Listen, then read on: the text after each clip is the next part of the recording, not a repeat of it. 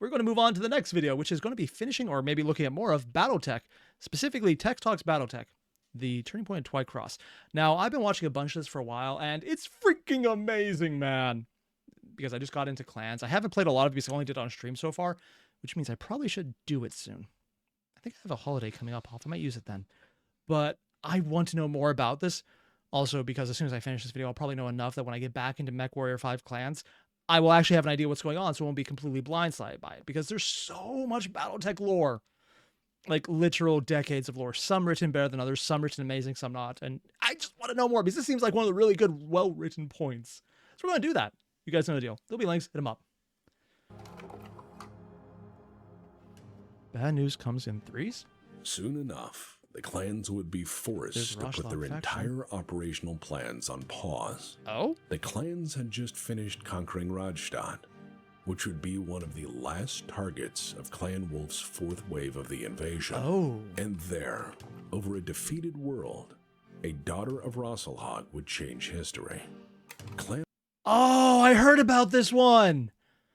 I actually know this story. I thought it was Space Bear, though, that she took out, not Clan Wolf. Clan Wolf's flagship, the Dire Wolf, and its escorts constituted the command and control elements of the clan invasion fleet.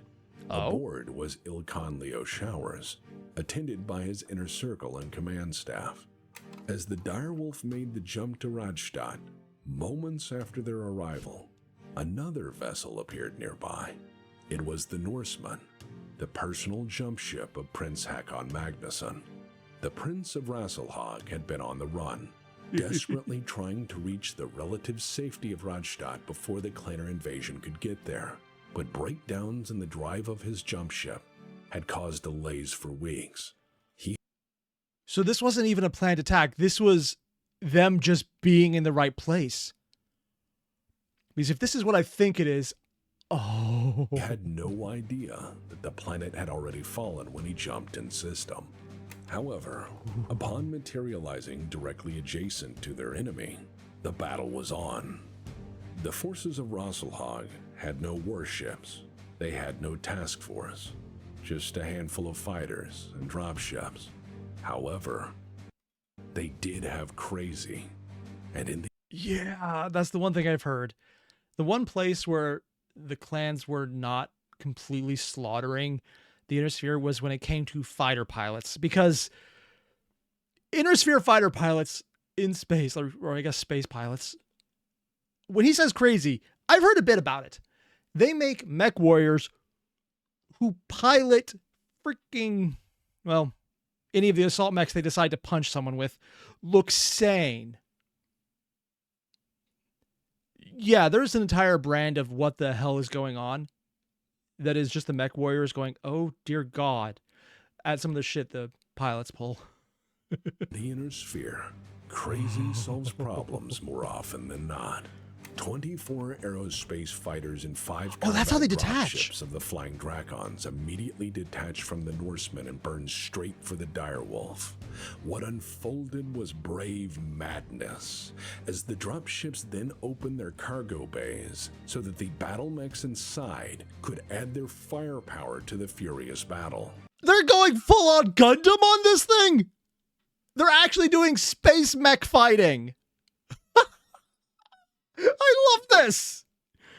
Oh. The Drakons knew this was a one-way trip, a final berserk charge to buy their prince another chance of escape, for they still believed that as long as he lived, so did Rasselhag. The Dire Wolf, an actual warship made for this sort of engagement, was supported by 4 Overlord-class dropships, plus the Omni fighters of the Golden Keshik, the personal honor guard of Clan Wolf. Watching this unfold from the warship's holotank, Ilkhan Showers and Khan Karinsky were present for what promised to be the sudden and dramatic end of a great house. Outmatched but committed, the Drakons went in, giving the clanners absolute hell. Let me say, I'm just having a geek moment right now. This is so cool. Also, ooh, Tith, thank you for joining the membership. And while they were indeed good, the clanners loved a challenge and were quickly calling upon all available reinforcements, fully intent on finishing this once and for all. But However, as things were looking grim, the Norsemen, thanks to its lithium fusion battery system, quickly recharged its jump drive and in a flash disappeared. This sudden escape surprised the clanner pilots, which gave the now stranded Rosselhog forces exactly the opening they needed. With their jump ship gone, and with the prince now safe, they don't need to play defensively anymore. And they're also the clans, so they don't think about running away as a thing, except when it's overwhelming. And then we just saw in the previous episode that ordering a retreat is not exactly something that was survivable, depending on how things are playing out. all they had to do was die as gloriously as possible And the mechs. in order to prevent the clanners from following. Captain Tira Miraborg led her 7 remaining fighters into successive strafing runs point blank against the Yep, this is exactly who I thought it was. direwolf until one by one, she was the last one left. And still, she fought on, every second buying her prince the time he needed. But no pilot, however skilled, is ever invincible. Well, After a bad hit, with their craft barely functional, she made a fateful decision. One which kamikaze. would shape the outcome of the war. In one last act of defiance, she removed the engine power restraints on her fighter, pointed it toward the direwolf, and then rammed into the bridge at wide open throttle. Tira Miraborg's kamikaze killed Ilkhan Leo Showers of Clan Smoke Jaguar, and in doing so, paralyzed the invasion. In the immediate aftermath, for daring to strike down their Khan, many among Clan Smoke Jaguar wanted to raze Rajstadt to the ground. honestly, for some reason, I thought it was Ghost Bear that this happened to. I don't know why, but no, apparently it was a Clan Wolf flagship. I wonder if their Khan also died on this attack, because I know Leo Showers, ABC Tech just said it. Either way, though, goddamn. Random aside, I don't think it's Paradox, but the guys who make the BattleTech game right now, when you buy one of the fighter jets from them, the ones they actually sell, the physical model, it comes with a card for various pilots. The one you get is Tira Miraborg. It's pretty freaking good. As summary punishment, though cooler heads soon prevailed, as there was now a critical matter of state to attend to. Who's in charge? Clan custom mandated they would have to return to the clan homeworlds in order to elect a new Ilkhan, and only then could the invasion resume. But The last act of a single pilot granted the Inner Sphere a full year of peace, and thus, time to prepare.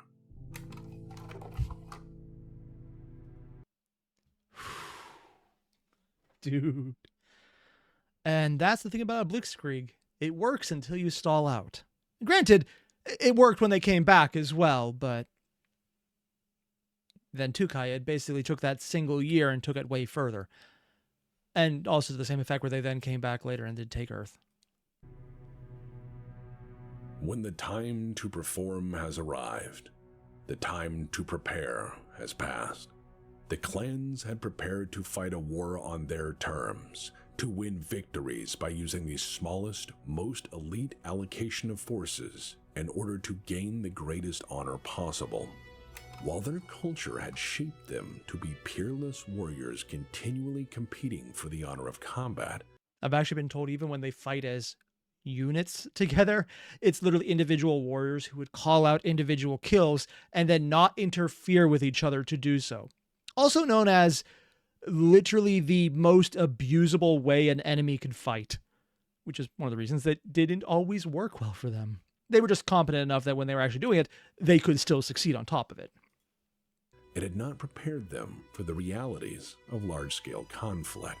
You know, Their the thing the conquered SDF actually was meant territories, for. time and again, demonstrated that victory does not manifest when one side declares the fighting done, The other side must agree, and frequently, their conquered populations did not.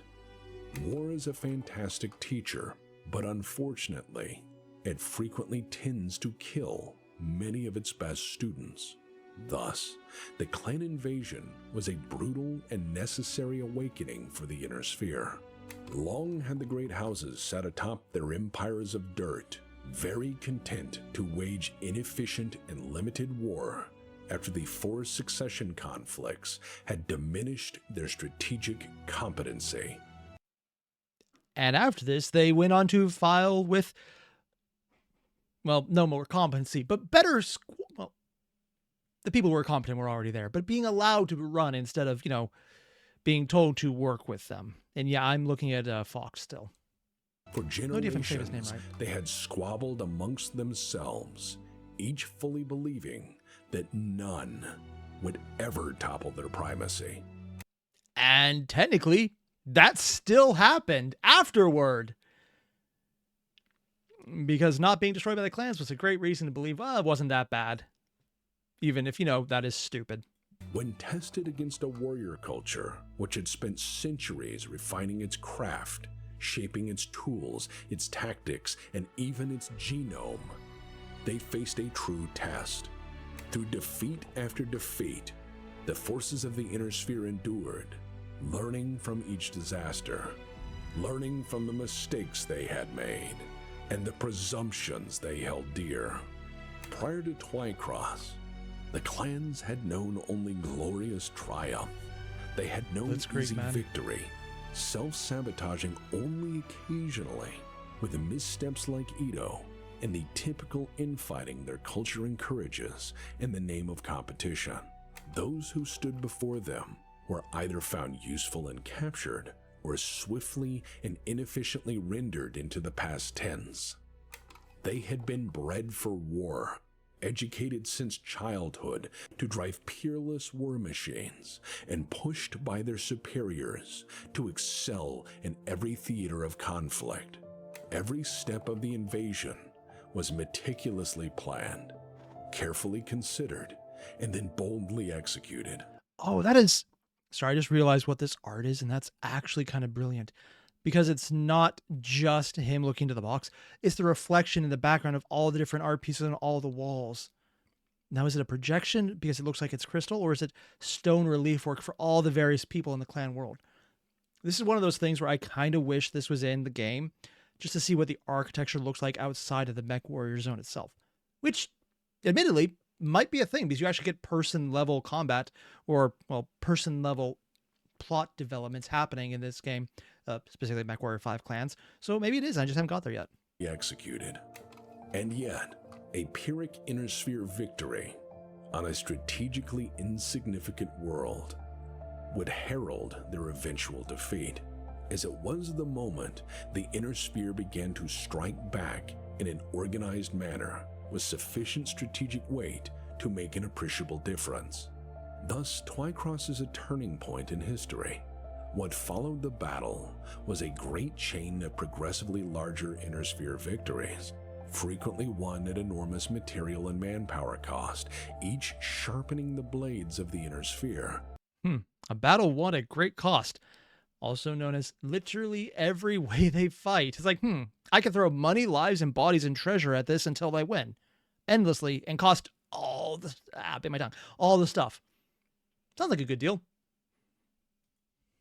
And ultimately, attrition warfare, weakening the clanner war machine, which had to contend with an 800 light-year latency and replacement equipment, manpower, and vital war materials.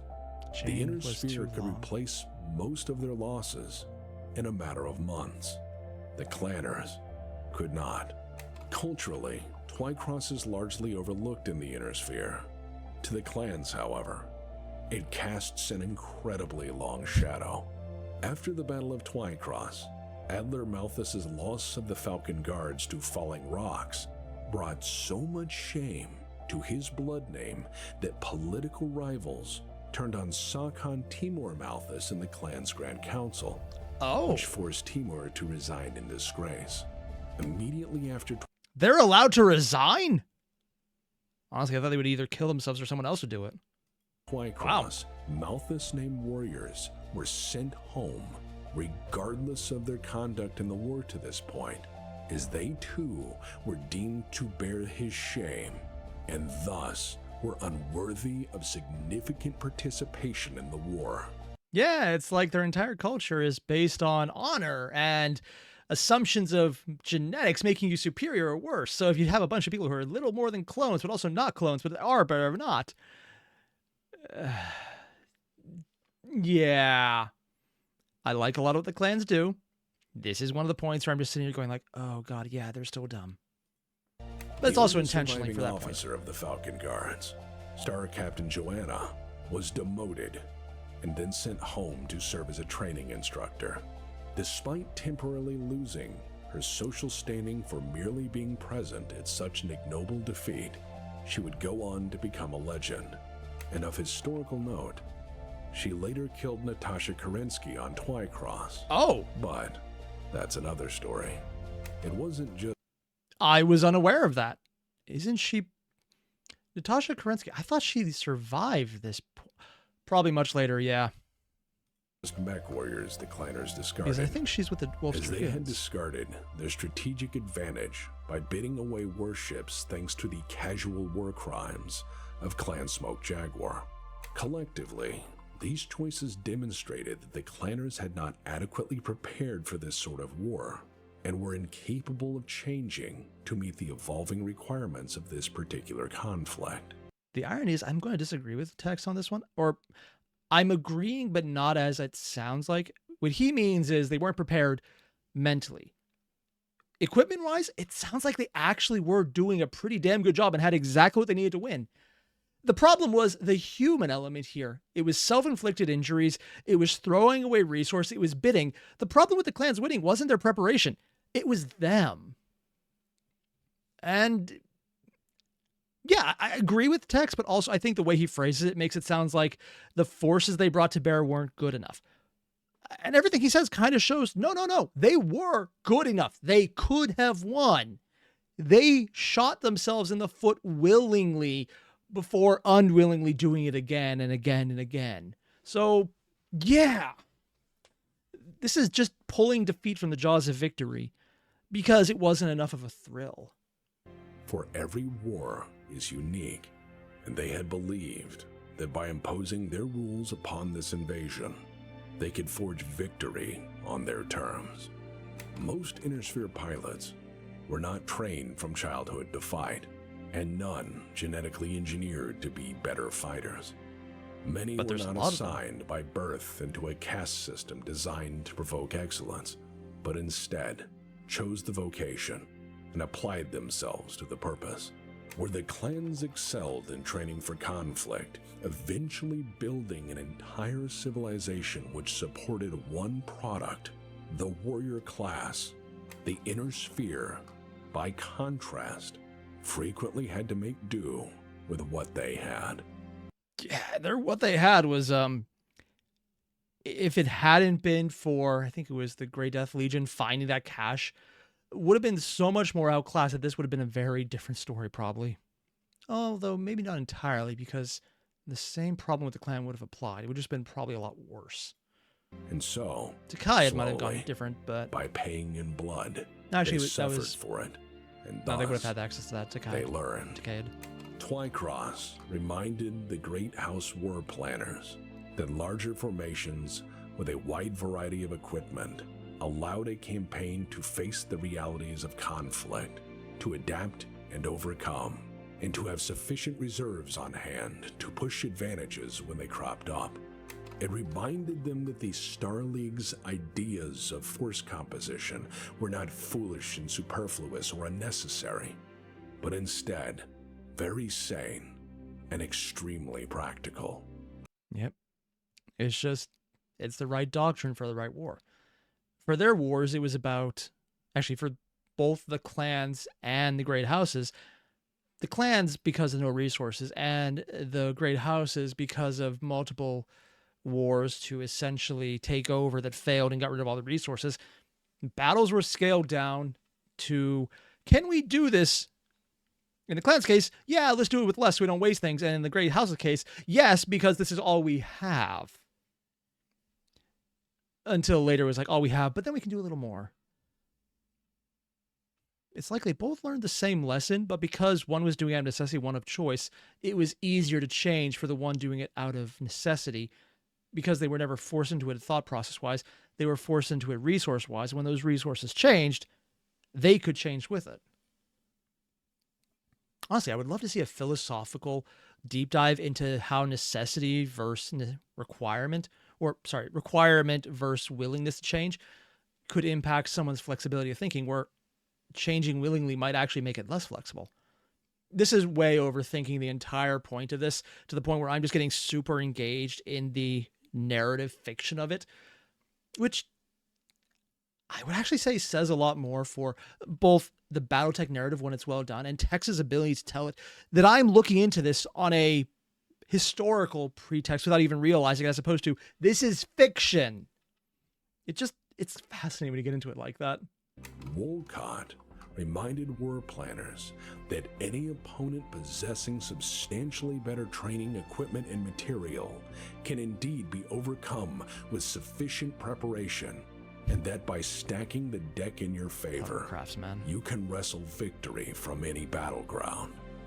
Rosselhog reminded the Inner Sphere that batshit insanity and the refusal to back down can make all of the difference. Yep. And given enough time, by an opening for a single individual to change the course of history. Being given a year of peace, the Inner Sphere prepared for the Clanners' eventual return. In this time, new weapons were forged alongside the renewal of old alliances. By studying the ways of their adversary, the Inner Sphere finally discovered the clan's greatest weaknesses and prepared to exploit them.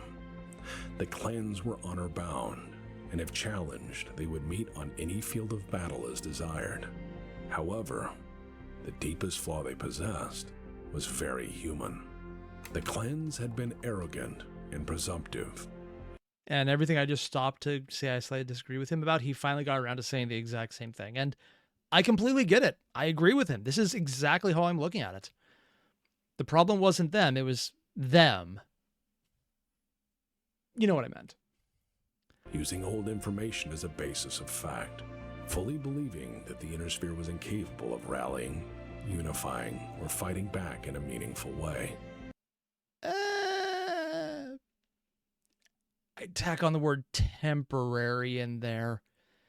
If there's one thing BattleTech has become, it's the concept of unity is definitely only fleeting at best. Honestly, it kind of reminds me of Warhammer sometimes when it comes to, this is a good thing, let's wait for it to be destroyed. Yeah. Less in the overall depression and hopelessness that Warhammer has, and more in the admittedly realistic, shit gets fucked up by people getting greedy aspect. They had fatally dismissed their opponents as a lesser people, and thus, their very hubris would serve to defeat them. Going to Fox for Takayed. Takayed? I actually don't know. Until next time, class dismissed. Goddamn Tex.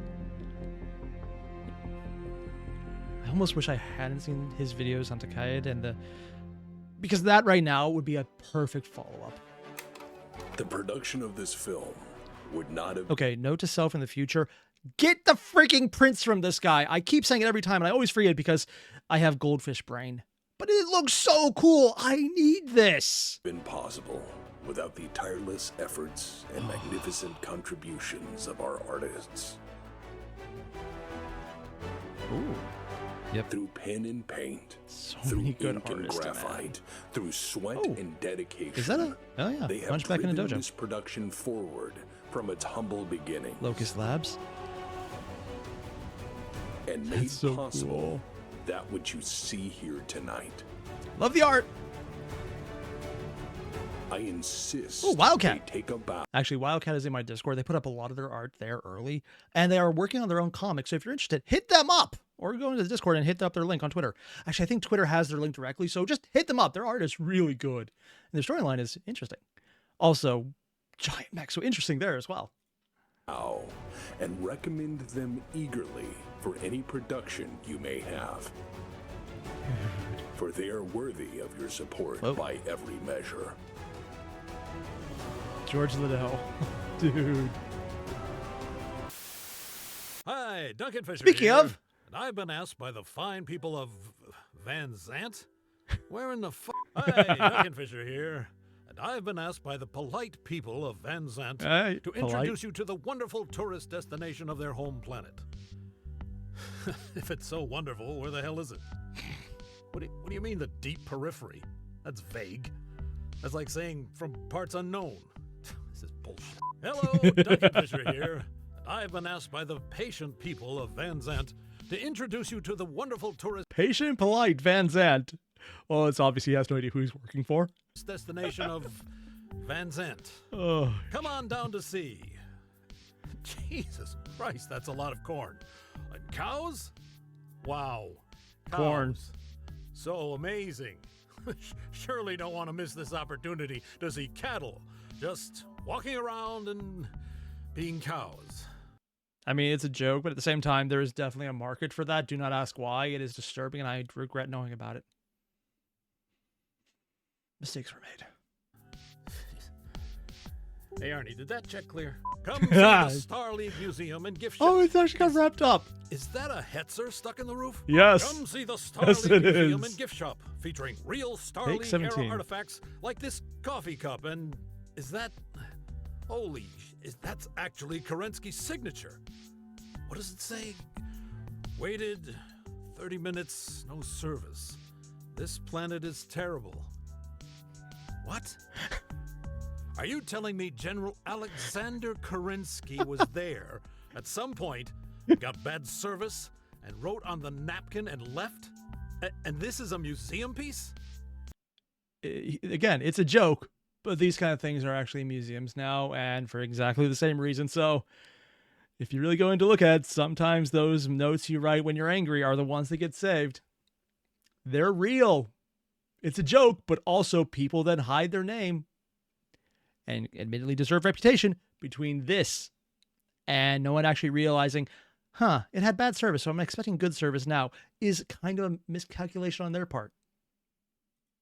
What the shit? Come see our local, occasionally warring narco fiefdoms? Is that a typo? Nope. How in the hell? Doug, how is there an entire continent that just grows corn and cocaine? I think the correct answer here is, how is there only a single continent? What in the fuck? How do I get there? Come and enjoy the peerless post office, who is now empowered to kill on sight. Holy shit. That's actually metal. Hey, Steve, did I tell you? I was in Macbeth once. The Shakespeare thing. Yeah, it was awesome. I had a sword.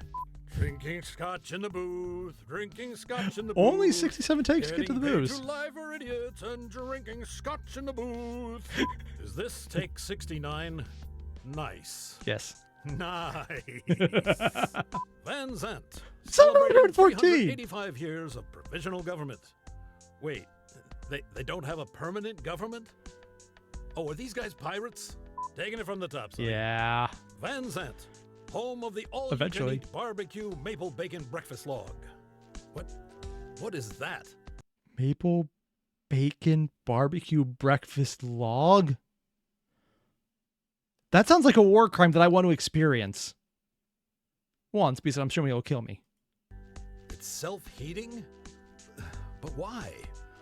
Why in the love of God? How many takes is this? Oh my. This message brought to you by Union Flak and Carbide. Remember, free apple pie with every 1014. kiloton scale fission product you buy. Oh. Okay, that's just messed up.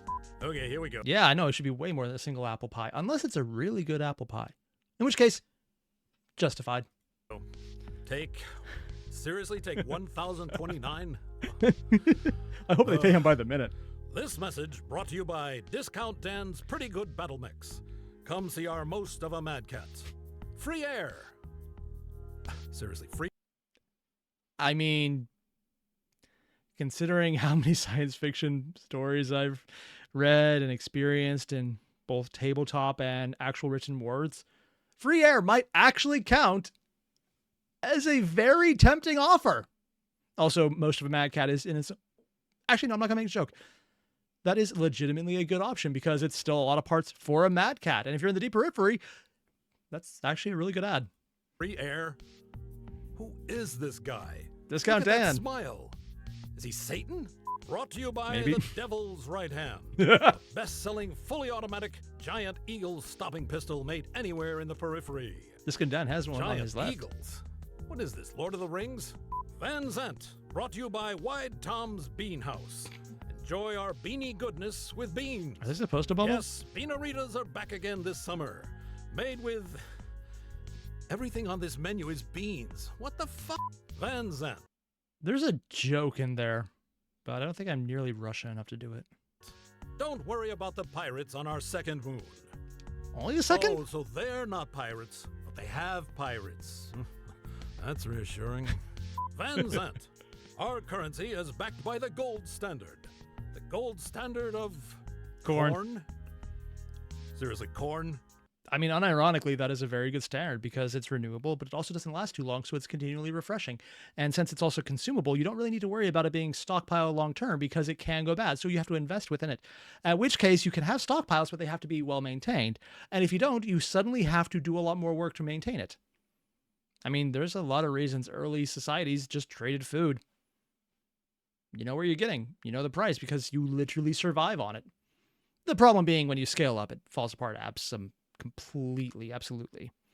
Yeah, there's small downsides to that. Corn? All right, here we go. Last one. Van Zant. When you're here, you're here. Late. There, did it. Ha-ha, done and dusted. Handled. Put a bow on it because it's wrapped up.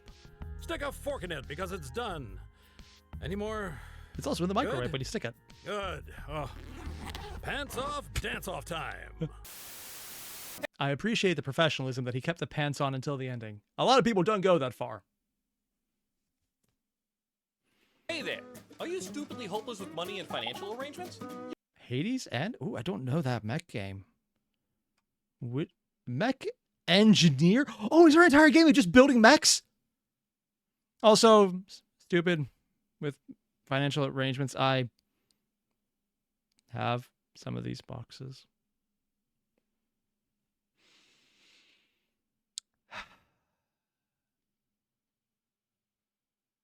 When the joke character accurately calls you out. You're watching late night broadcasting, so let's presume that that's not only incredibly rude, but exceptionally true. Hey there, folks. I'm Discount Dan, and if you're interested in making bucket loads of money while casually discarding petty concepts such as morality, then boy do I have an offer for you. Welcome to the Discount Dan School of Hard Knocks and learn how to acquire vast sums of other people's money. Mind your fucking business, LLC. Yeah. You see, the secret to making money is to make sure it's never your own money. But people don't want to just give money away, so let That's what you get a loan for. me show you how to get it. Here's some examples. And you get a of loan to schemes- cover the loan. Just make sure they don't know that boys, you're doing that. Business strategies that work. I guarantee it. Look, a scrapyard. Or is it? Put up some signs and presto, it's a theme park. There's a joke in there. Oh, God. Are they literally showing Chernobyl in the background right now? Yeah, that's Chernobyl. Also, there's some joke in there about Adventureland, but that's way too on the nose. With a little imagination and clever labeling, we got all sorts of rides like Rust Mountain, the Maze of Sharp Metal, and the spooky forest of abandoned cars that might have been used in a murder or seven. Oh, no, they're just going full New Jersey. Got it. Find an abandoned container full of fruit that's way beyond expiration date? No worries. With the Discount Dan School of Business, I'll show you how to turn some bad apples into big money. I mean, I don't want to say he's not wrong, but I really don't want to say it. I don't want to. I don't. It's disturbing. Discount Dan's Presto Squeeze organic juice remarketing scheme, your profits will be riper than ripe. It's Flavor Only Aid. 400 seed bills a bag. That's a bargain. I want you to know that you can resell anything to anybody at any time using nothing but good old-fashioned lies, Canopus battle powder, excessive energy, incredibly immoral business practices, and a lot of positivity. So put your 50 easy payments of $99.99 in the mail and send it to the Discount Dan School of Hard Knocks and learn how to acquire vast sums of money. Don't believe me? Let's turn to the testimonials. I just realized something. Everything he's doing right now is a joke, is literally things people do right now. Specifically, telling people to do immoral, illegal shit if you pay them an immorally and illegal amount of money. Yeah, Super Eye Patch Wolf did a video on this. Just look up his videos on creator influence classes. This just got dark. I believe you are a criminal.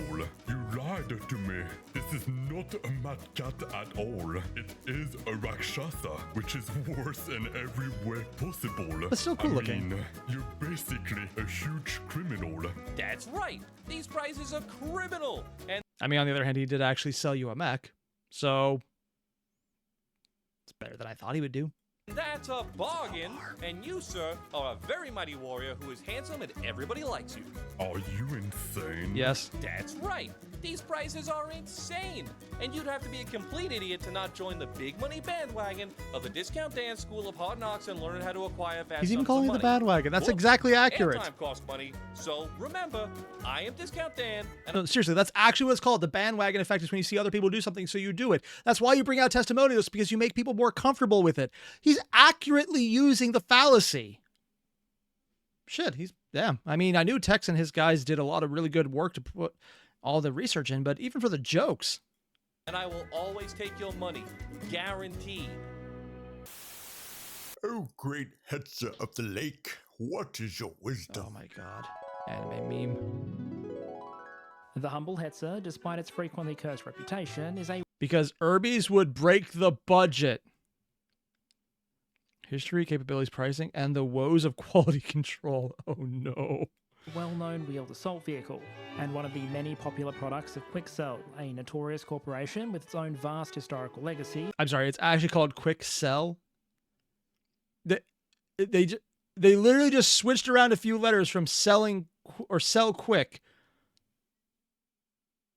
Oh, wow. Sell water to a fish. So time to a clock.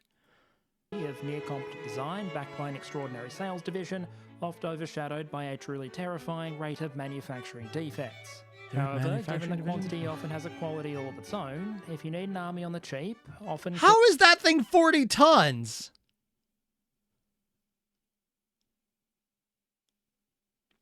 It has an AC-20 though, and for, 600,000 C-bills, that actually might not be bad.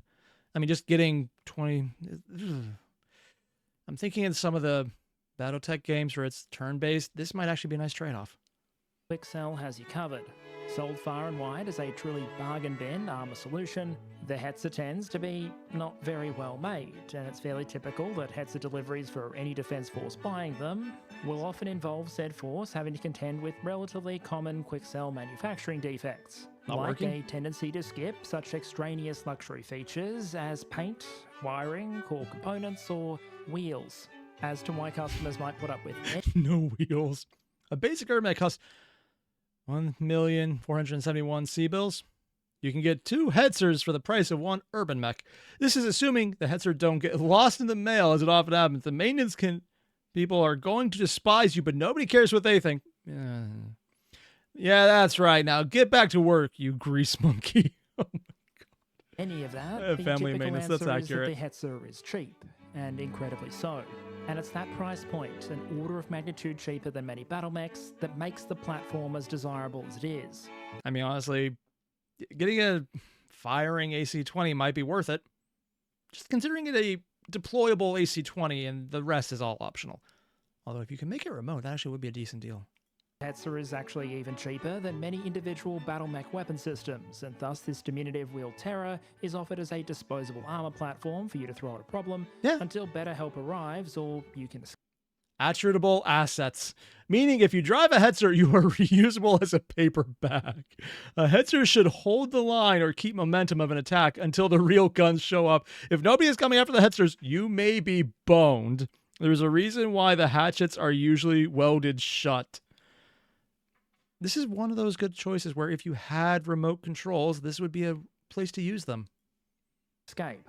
Any potential Hetzer operator should probably be aware of the fact that in an era of fusion engine, Euro helmet piloted war machines, opting to equip a force with a Hetzer might be taken as a signal of crippling austerity and limited means. But again, it is cheap. So cheap. Disgustingly cheap, widely available. It's not unusual to find used Hetzers in flea markets, garage sales, landfills, etc. If you visit a looted Star League cache, chances are you will find a pile of untouched Hetzers in mint condition. Cheap, in fact, that on any planet with a decent arms market on any given day, you might be able to buy a fully equipped brand new Hetzer with an AC-20 for roughly 664,000 C-bills. Admittedly, just getting an AC-20 might be worth it if you can get enough of them. I mean, yeah, you're going to probably destroy the thing firing it, but it's an AC-20. You know at this point, you fire once, and that's most of your shots already gone. Given that an AC-20 without ammo on the open market is going to benchmark for around 300,000 C-bills, that should give you a decent idea of how much of the sticker price is tied up in that main armament, as opposed to, you know, the rest of the Hetzer. Take further account of the fact that 664,000 figure is going to include taxes, delivery, RSO contract fees. Wait, they actually include taxes and delivery in the price? You know, suddenly I understand why that's a usable model. Their marketing division has a lot going for them there. It's like you're buying an AC-20 and it has additional packaging attached to it. War is a numbers game.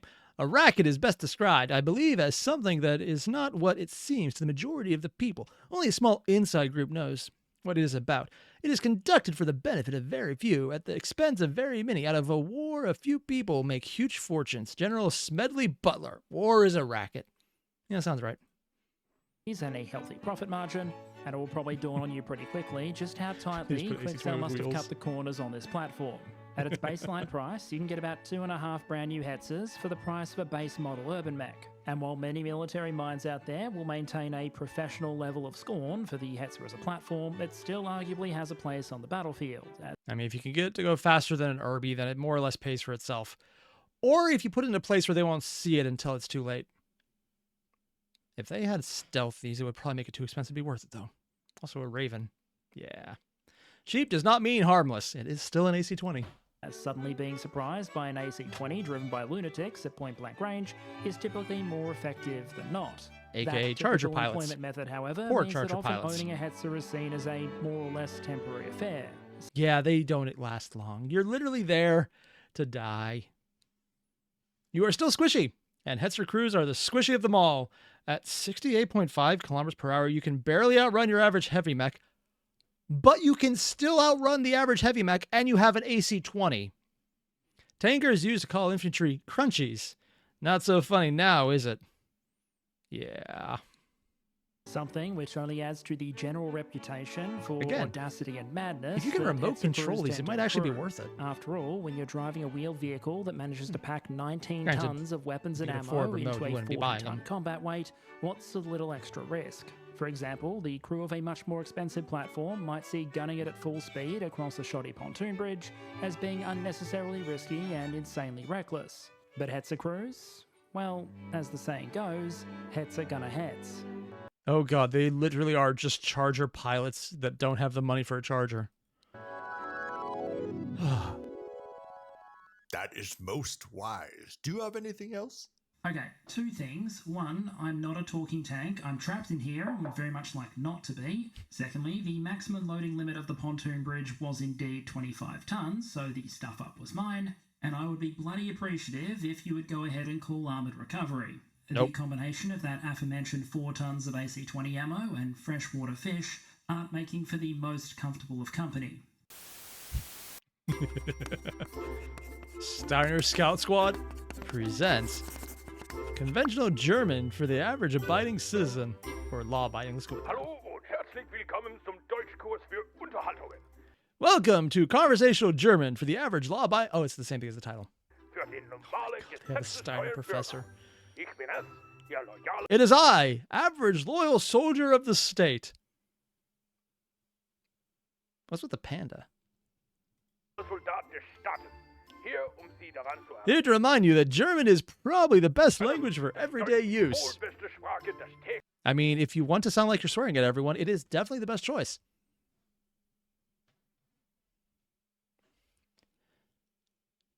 Did I just unironically convince myself that German is the best language?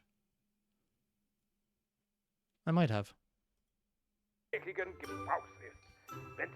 If you have any class whatsoever, basic greetings.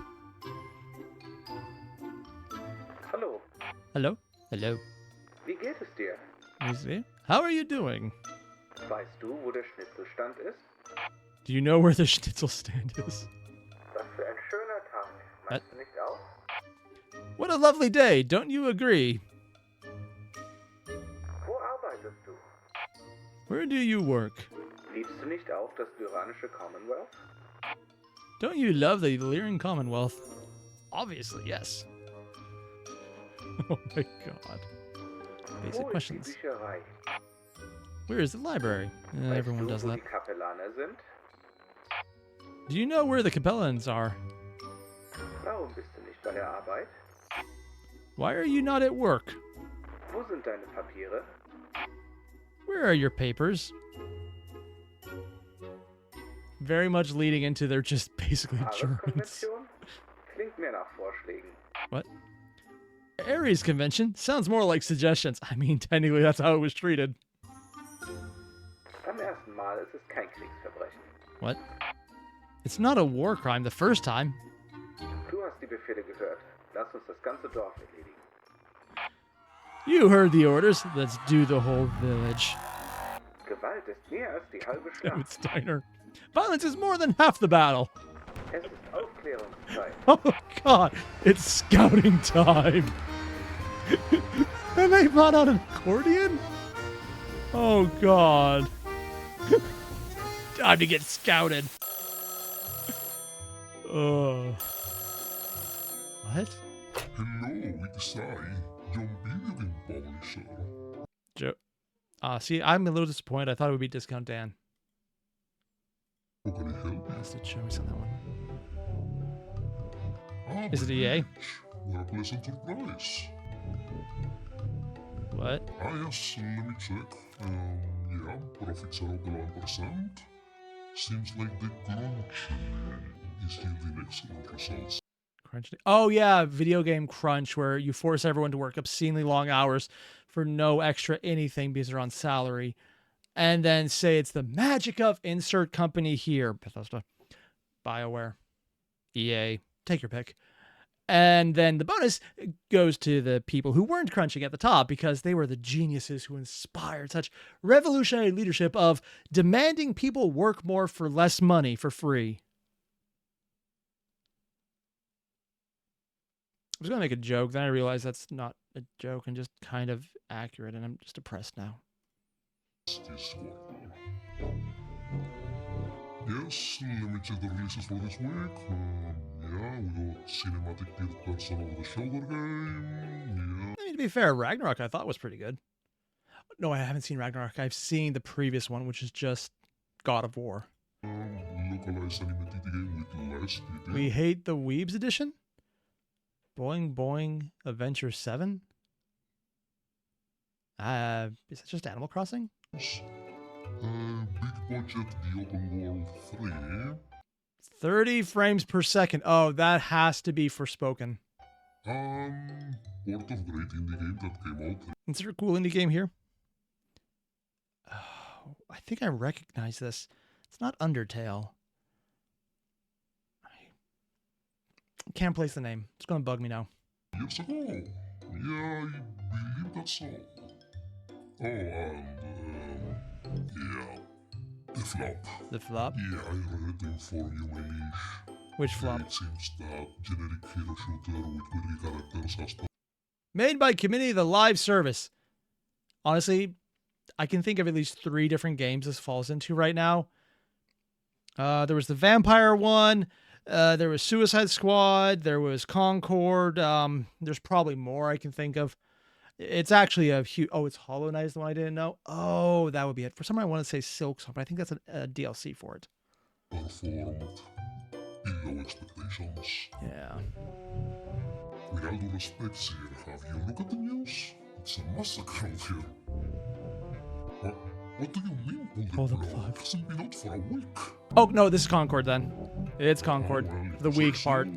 so- Technically, Suicide Squad is... I think it was canceled, but it went longer than a week. The Deadfall or Redfall, I think, went for a couple updates that were horrible and then never actually got any updates, but the updates came, they were sucked. I think that finally died. Yeah, Concord's just gone. He's not even a season pass this time. As you command, my liege. Wait, Yeah. are you getting a raise? You're getting a raise? Huh. Wait, did he actually get... What? Wait, I'm getting a raise? I thought Sony made Concord, not EA. Huh. Well, good news, everyone. Guess who's getting laid off instead of me? Woo. Yeah, unfortunately, I don't think that'll catch on. When duty calls, our heroes rise. Oh, they're actually interspersing the live action footage with some really good textured mech effects, so it actually fits really well. Word for it. Let's hear some testimonials from militia members. Wait, they fight other places than Van Zandt? Oh, I thought they'd be fighting Van Zandt with Van Zandt on Van Zandt with other Van Zandt, fighting against the people of Van Zandt, those damn Van Zanters who try and oppress the Van Zandt at Van Zandt by being at Van Zandt. You know, the Van Zandt way. I can keep going, and it's probably still accurate to their in lore. So, I was asked to either join the militia or go to jail. Seeing as jail is literally a hole in the ground, as in, you know, Single? a giant hole where they kick you in after shouting, "Get in your hole!" Well, I chose the militia. God. Well, you get to keep what you kill, so that's a plus. Got myself about 20 hetzers. None of them work. I should probably work on that. No, I think they're safer this way. I joined because the recruiter said if I did, I'd get a grilled cheese. Now I have a grilled cheese and PTSD. I joined because it That's more than a lot of people get. was battle farming and I hate corn. Why did I join the Van Zandt Free State Militia? I joined because they told me for every confirmed mech kill, I'd get a Klondike bar. Man. They actually recorded the guy eating a Klondike bar. Oh, wow. There's a popular meme going around. I hope it's a meme of, what would you do for a Klondike bar? And just, you see a Klondike bar partially unwrapped with a giant pool of blood under it. I mean, shit happens, man. And you got priorities out there, and Klondike bars are one of them. I love my job. I joined because they let you step on things with your mech, and that's really funny. Little people are like, stop stepping on me. But I can't hear them because they're smashed. I used to work in the carport. Now I'm like a bloody dictator. So yeah. I joined because they told me if I keep taking things apart without permission, I'm going to get in trouble. Now I have a uniform, so taking things apart is really fun and they pay me. Freaking Goblin. This is one of the joke characters you get who's actually really competent in Mechwarrior 5 Mercenaries. Yeah. 15 systems. They have free coffee? Eats the beans! I joined because I stood in the wrong line. I thought it was the line for licensing agricultural equipment. So he wanted to actually do Now I burn villages and drink mead. To glory and Valhalla. I joined because they let me remove grid squares. Pretty much all of them. All the time. Remove what? Because they let me remove grid squares. Pretty Grid much squares? all of them. Oh, yeah, the joke is the bigger the weapon, the more they get rid of. So it's probably firing artillery. All the time. Artillery's great. Yeah, called it! Because they promised to let me call down an airstrike on Pete's corn maze. Then, yeah, they let me do just that. You got an airstrike on it? Oh, shit. Yeah. He got lost in corn maze. They told me in basic training that the Oh Airier my conventions God. are more like guidelines, if not suggestions. Then they said, who wants to see a nuke? I joined because they told Free me the dental. rules. Wait, did I say free dental? Then they said, who wants to see a nuke? I joined because I think it said free dental. Holy shit.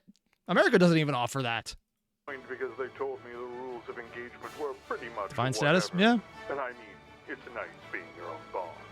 We got to play When the joke, horrible, completely insane planet starts to look like a better option. This is uncomfortable. Militia with the best flak and carbide products on, huh? Also, don't forget your free apple pie. Oh, they should give out the apple pie. A war correspondent, and they just scratched out correspondent right in front of me. They told me my job now is just war.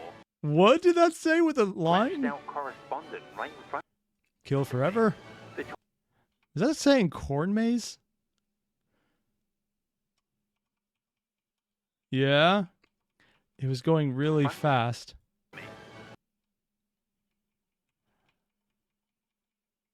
Beyond death lies the truth we must seize. Death. We must... Oh, it keeps They told me going. My job now is just war. That's bad, right? I've seen things. I mean, it's the end of spheres. For the dental, vision, medical pay, matching retirement, free chicken, and oh yeah, the pigeon sunglasses. Those things cut when you try and wear them, man. I don't know how we can take these things off safely. That is gonna hurt them. Also chicken. 1-800-VAN ZANT. I joined up because they said we could race equipment around and go fast and eat ass, and I do all those things. What? Please tell me he's an Irby driver. Because I'm awesome. My mama says I'm the best race car driver in the whole world. She's dumb, though. I wonder if that was And genetic. if you will indulge me, allow me to Oh, it's drop all the other character videos he did. for a rare moment. While many choose to praise me as the source of all this, or try to blame me for some measure of the renaissance of our fandom, Wait, really? See, I came into this after a lot of the video games that started coming out because they finally worked out some of the legal issues around BattleTech. So I never really viewed him as the Renaissance. I just knew him as the guy I got into it from. But I know there were other games around it that had been coming out and were super popular and actually really well polished. I'm making myself want to play BattleTech again, aren't I? Specifically the top-down, choosing the grid square style one, where a 95% chance to hit is literally 0% every time. Yeah. I need to play that again. I must state for the record that such a belief is false. I just know Tech's being that this awesome. production has been made possible only through the tireless efforts of my team, in addition to the tireless support of a loving and caring fan base, and of course, a dedication to do things the right way from the get-go. This film in particular was an insane undertaking, only possible because you guys made it happen. From writing to final render, this project took 372 days.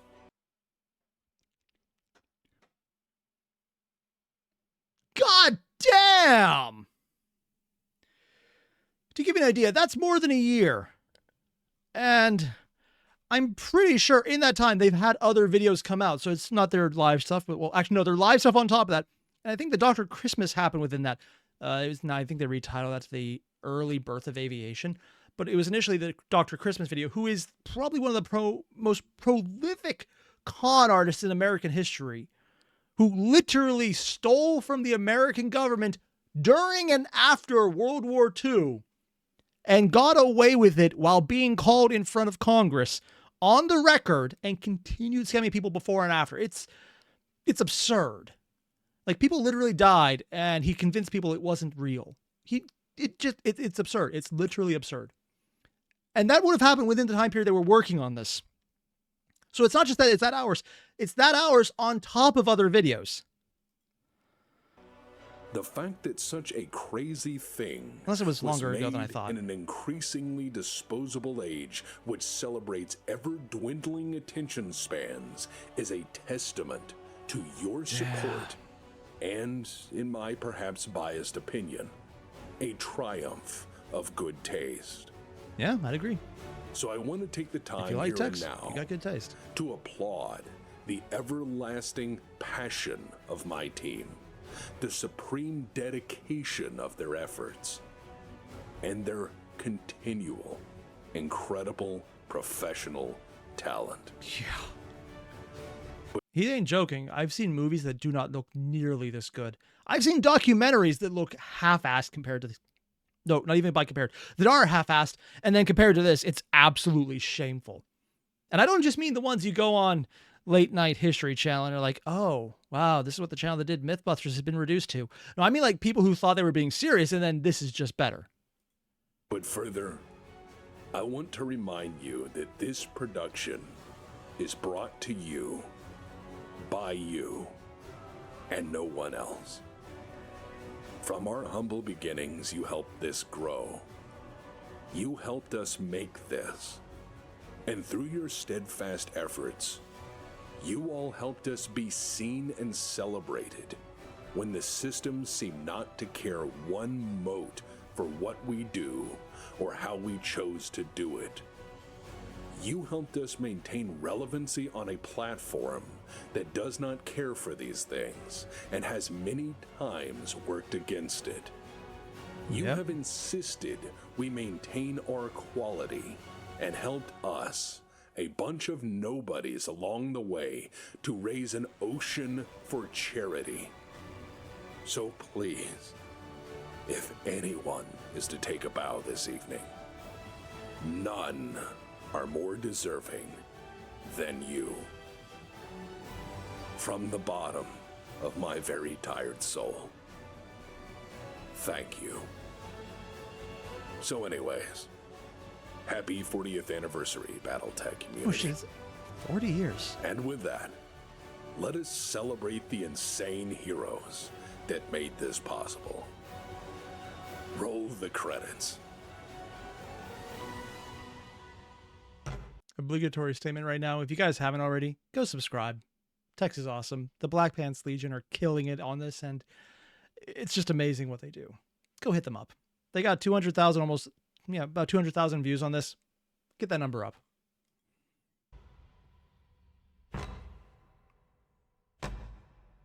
What's the sound of the background? Oh, I'll sing you a song. It's a song of our deeds. They have a huge group. 2, perhaps 3 wolves howling at the moon. Wolfkin 75. Oh god, they have jokes on every one. There are so many people here. This is just the team working on it. Interns! I think this is probably people donating then. Wait, what? There was more after this sign? Oh, normally this is the last thing where they just show on any one video. Great movie, as always. Tex, incredible. A film. Honestly, this might be a film. They got freaking Penny Arcade! Holy shit! Also, I have no idea what he actually looked like. I've only seen the comics. I know they have an entire film, but goddamn. I mean, and you've been there the whole time. You've been on your BattleTech grind. You've catalyzed a renaissance, elevated the water level. Also, just going to point out, I think those are the Duncan Rhodes Tooth and Coats paints in the background. Good choice. Now listen. I don't know if you heard. I heard this. Every single one of these boxes, when they called out the spending too much money, not good money management earlier, these are the boxes they showed. It was a direct call out to him, wasn't it? This. George Ledoux says that you're the voice of the whole thing. He says that you're the guy. Now, George Ledoux is right. Let me say this. Now, you know that I'm in a position to make things happen for you. Magical things. Lifetime con passes. That's just a taste. That's just a taste of my power. But what? I do need something from you. Oh. And what would that be, Tycho? Tex. Black Knight. Win. Win. I know the joke is they're setting it up as the most corrupt deal possible, but on the other hand, I kind of want that too. I'm a little biased because one of the first models I got was a Black Knight. It was a special variant from the Dark Age. Actually, from the Jihad era, which was literally a guy running around with a sword and shield and a giant fuck-off laser taking out the entire centerpiece. It had no armor except for the shield, but the in-game rules for it were roll that if you put the shield forward and they hit that side, then you take off points from the shield's durability, which had as much armor as most mechs. So the tiny medium mech, sorry, I think it was a heavy mech, had enough armor on it to outdo an Atlas. A laser that charged by running up to your enemy, and a sword for melee damage that was obscene. The only downside was it was literally only a third of the mech. So if they just happened to hit the other side, it kind of blew the mech off immediately. So it's like a 1/3 chance of ignoring damage. So you had to make sure to position well. It was such a cool mech. Not official, of course. Actually, it is official mech, but only because there's so many at this point. It's literally the next one. Oh, neat. Well, I'll see you there. All right, thanks, brother.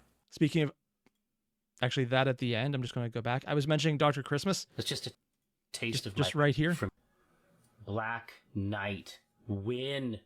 1 second. Win. It's literally the next one. Yep, Dr. Christmas, TexTalks history. They've made one. It's episode 1 so far. If you haven't seen that, go do that. I started listening to this and it got lost when I had to redo my computer. I need to go start that again. Oh, and Higher Steel was one that he voiced for, and you saw some of their animations within this video earlier. There's just so much cool shit. There's a lot I could say, but let's go back to the main part of Black Knight is next. And at the rate they're going, it'll be an amazing probably an hour plus long that will come out sometime, maybe next Christmas. As much as I would like to say it'll be out next week because I don't want to wait in the slightest, it's completely going to be worth it because the Black Pants Legion text, they do some amazing work and I cannot wait. But that's also the problem because I can literally not wait. And this is so cool that we can't see it still.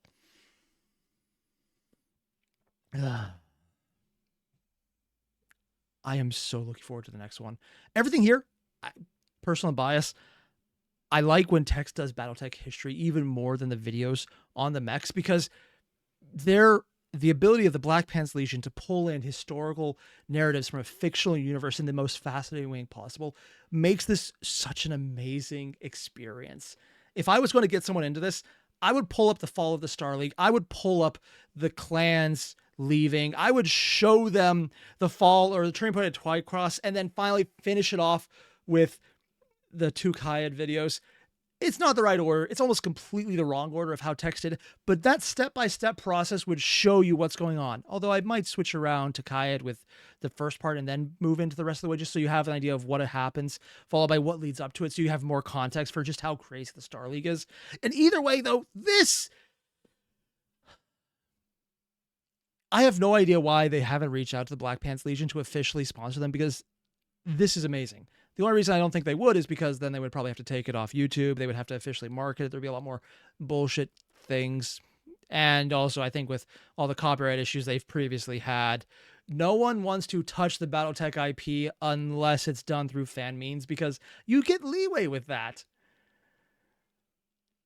If you don't know about all the IP issues BattleTech had, yeah, there were a few.